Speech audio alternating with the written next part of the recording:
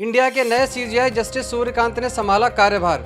Justice Suryakant ने आज आधिकारिक रूप से 53वें चीफ जस्टिस ऑफ इंडिया का पद संभाल लिया है। इसी के साथ जस्टिस बी.आर. गवई का कार्यकाल समाप्त हो गया है। Justice B R. गवई ने 14 मई 2025 से 23 नवंबर 2025 तक चीफ जस्टिस ऑफ इंडिया के रूप में कार्यभार संभाला। उनका कार्यकाल भले ही छोटा रहा है, लेकिन जुडिशियल एफिशिएंसी, केस पेंडेंसी कम करने और कॉन्स्टिट्यूशनल मैटर्स में क्लैरिटी लाने में उनके कदम काफी महत्वपूर्ण माने जाते हैं। इसके अलावा उन्होंने access to justice, court digitisation और बेंच ट्रांसपेरेंसी जैसे क्षेत्रों में जरूरी इनिशिएटिव्स लिए थे। उनका कार्यकाल सुप्रीम कोर्ट के लिए स्ट्रक्चरल सुधार की दिशा में महत्वपूर्ण पड़ाव माना जाता है। जस्टिस सूर्यकांत ने 24 नवंबर 2025 को चीफ जस्टिस ऑफ इंडिया के रूप में शपथ ली, जिनका कार्यकाल 9 फरवरी 2027 तक रहेगा।